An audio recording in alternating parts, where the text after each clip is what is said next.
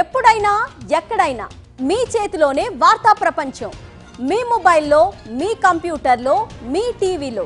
సాక్షి TV digital ప్రసారాల కోసం login అవ్వండి www.youtube.com/సాక్షి TV. Subscribe సాక్షి TV YouTube channel. So అంటే సార్ ఇప్పుడు సెలబ్రిటీస్ సంగతి చూసుకున్నట్టయితే అంటే విజయ్ దేవరకొండ కానీ, ఇటు ప్రకాష్ రాజ్ కానీ, రానా వీళ్ళందరూ, నిధి అగర్వాల్ వీళ్ళందరూ కూడా ఉన్నారు.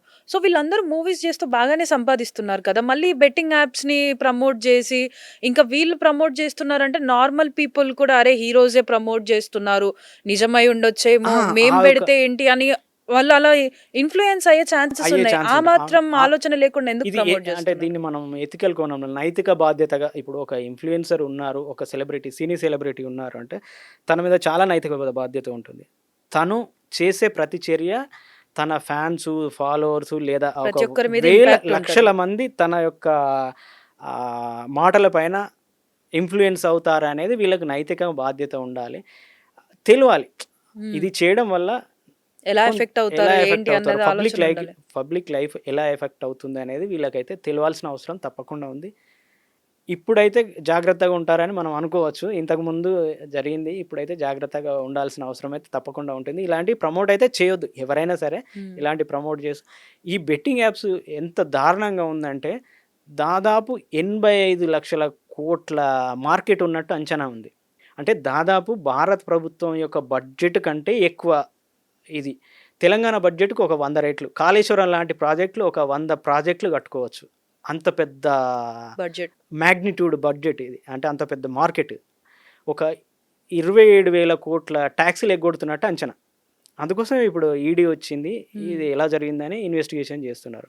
సో అంటే సార్ వేల మంది, మనకి ఎంత చెప్తున్నారు, దగ్గర దగ్గర ఒక 24 కోట్ల మంది యాప్ ఇట్లాంటి బెట్టింగ్ యాప్స్ని ఇన్స్టాల్ చేసుకున్నట్టు ఒక అంచనా. వీళ్ళు రెగ్యులర్గా ఒక 10 కోట్ల మంది రెగ్యులర్గా పార్టిసిపేట్ చేస్తున్నట్టు ఒక అంచనా ఉంది, ఒక లెక్కలు ఉన్నాయి.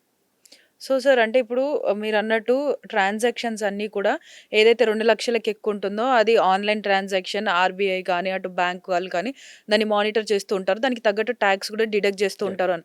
సో ఇంత అమౌంట్ అనేది ఇప్పుడు వీళ్ళు ప్రమోట్ చేసిన దానికి ఒక ప్రమోషన్కి ఇంత అమౌంట్ అని ఉంటుంది. సో అలా అమౌంట్స్ అనేవి ఎక్కడి నుంచి వస్తున్నాయి ఏంటి అని బ్యాంక్ చూసి అవి హోల్డ్ చేసే ఛాన్సెస్ లేవా? ఇప్పుడు ఈడీ అందుకే ఎంటర్ అయింది. ఈడీ వీళ్ళకి ఎలా వచ్చింది, హవాలా ద్వారా వచ్చిందా, ఎక్కడి నుంచి వచ్చింది, వీళ్ళ సోర్స్ ఏంటి, వీళ్ళు ఇప్పుడు ఎక్స్ప్లెయిన్ చేసుకోవాలి. దీంట్లో మామూలుగా ఇప్పుడు మనకి తెలంగాణలో కానీ ఆంధ్రాలో కానీ నమోదైన కేసుల్లో ముందే ఎఫ్ఐఆర్ ఇస్తారు. మీ మీద ఈ అభియోగాలు మోపుతూ మీ మీద ఎఫ్ఐఆర్ చేసినామని చెప్పడము, అరెస్ట్ చేసినప్పుడు ఈ ఎఫ్ఐఆర్ను వాళ్ళకి ఇవ్వడం ఉంటుంది. ఈడీలో అలా ఉండదు. ఈసీఐఆర్ అని మనం ఇంతకుముందు అనుకున్నట్టు ఈసీఐఆర్లో వాళ్ళని ఎందుకు అభియోగాలు మోపుతున్నారో దాంట్లో ఉంటుంది. కానీ వీళ్ళకి ఇవ్వాల్సిన అవసరం లేదు, వీళ్ళకి ఇవ్వడానికి అవసరం లేదు. వీళ్ళని అరెస్ట్ చేసేటప్పుడు కానీ తీసుకెళ్ళేటప్పుడు కానీ జస్ట్ మిమ్మల్ని అరెస్ట్ చేస్తున్నామని చెప్తారు అంతే. కానీ ఇక్కడ లక్కీగా వీళ్ళకి సమన్స్ ఇచ్చారు, మీ ఎక్స్ప్లెనేషన్ ఇవ్వండి, ఈ సోర్స్ ఏంటి, ఎలా వచ్చిందని ఎక్స్ప్లెనేషన్ ఇవ్వండి అని. జనరల్గా మామూలుగా హవాలా ద్వారానే డబ్బులు వస్తాయి. హవాలా ద్వారా డబ్బులు వచ్చినాయని వీళ్ళు బయటపడితే కనుక వీళ్ళు బయటపడడం అయితే కష్టం అవుతుంది. హవాలా ద్వారా కానీ దుబాయ్లో ట్రాన్సాక్షన్ జరుగుతుందని ఒక అపోహ, నమ్మకము, గాసిప్, మనం ఏదైనా ఇన్ఫర్మేషన్.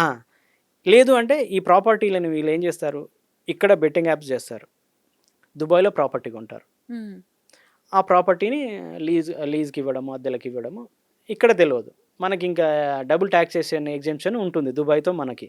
సో అది కూడా ఇంకా అసలు బయటకు వచ్చే అవకాశం ఉండదు. అక్కడ దుబాయ్లో వీళ్ళు ఎలాంటి ట్రేడ్ చేస్తున్నారు, ఏం చేస్తున్నారు అని ఈ మన భారత ప్రభుత్వానికి తెలియడానికి కూడా పెద్దగా అవకాశం అయితే ఉండదు.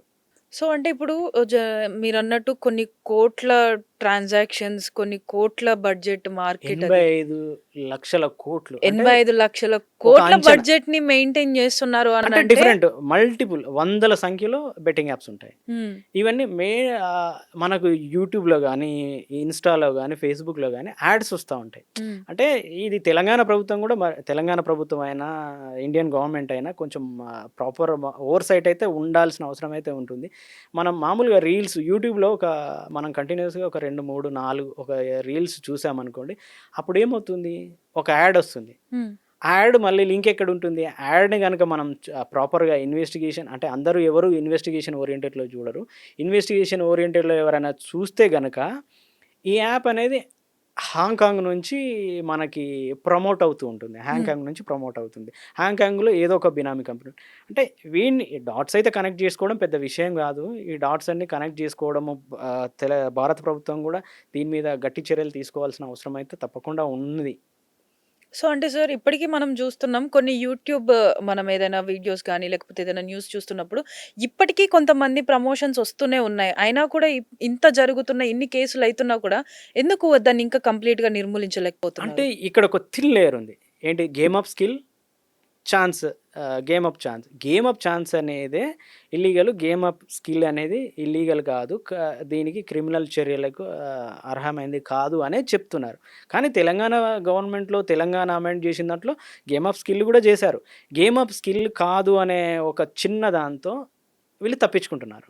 ఆ గేమ్ ఆఫ్ స్కిల్ కాదు రమ్మీ లాంటి ఆటలైతే సుప్రీంకోర్టుగా చాలా జడ్జిమెంట్స్ ఉన్నాయి. రమ్మీ గేమ్ ఆఫ్ గ్యాంబ్లింగ్ కాదు అని చెప్తుంది. ఆ రమ్మీ లాంటివంటే ఓపెన్‌గానే చెప్పేస్తున్నారు. ఇంకా ఫాంటసీ స్పోర్ట్స్ అని ఉంటాయి. ఫాంటసీ స్పోర్ట్స్ అంటే గేమ్ ఆఫ్ స్కిల్ కింద వస్తుంది. హ్మ్. యాక్చువల్‌గా ఈ గేమ్ ఆఫ్ స్కిల్ కింద వస్తుందా? దీంట్లో గేమ్ ఆఫ్ ఛాన్సెస్ ఉన్నాయా? అనేది ఎప్పుడు తెలుస్తుంది? మనం ఆ సాఫ్ట్‌వేర్‌ని తీసుకొని దాంట్లో కోడింగ్ ఎలా ఉంది? ఆల్గారిథం ఎలా ఉంది? గేమ్ ఆఫ్ ఛాన్స్ ఉందా? గేమ్ ఆఫ్ స్కిల్ ఉందా? అనేది ఇన్వెస్టిగేషన్ చేస్తే అది ఎవరికి తెలుస్తుంది? ఒక ఫోరెన్సిక్ ఎక్స్‌పర్ట్ గాని, ఒక సాఫ్ట్‌వేర్ ఇంజినీర్ గాని, ఒక ప్రోగ్రామ్ టెస్ట్ చేసే వాళ్ళకైతే తెలుస్తుంది. ఇప్పుడు దాన్ని గేమ్ ఆఫ్ స్కిల్ అని సుప్రీంకోర్టు ప్రకటించేస్తుంది. గేమ్ ఆఫ్ స్కిల్ అని వీళ్ళు చెప్తున్నారు. వాళ్ళు ప్రకటించేస్తున్నారు.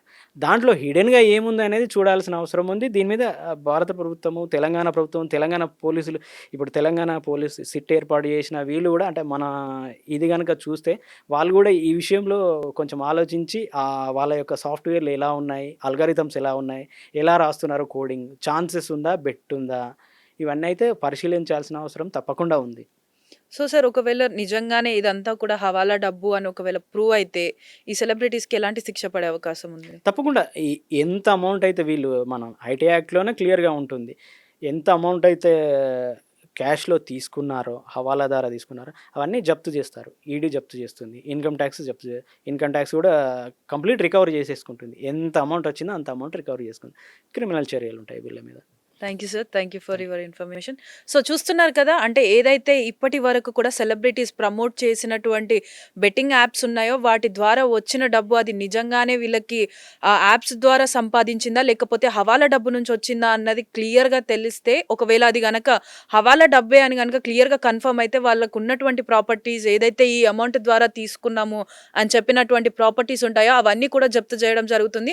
అలాగే వీరిపైన క్రిమినల్ కేసెస్ అనేవి ఫైల్ అయ్యి దానికి తగ్గట్టుగా చర్యలు కూడా తీసుకోవడం జరుగుతుందని చెప్పేసి చెప్తున్నారు.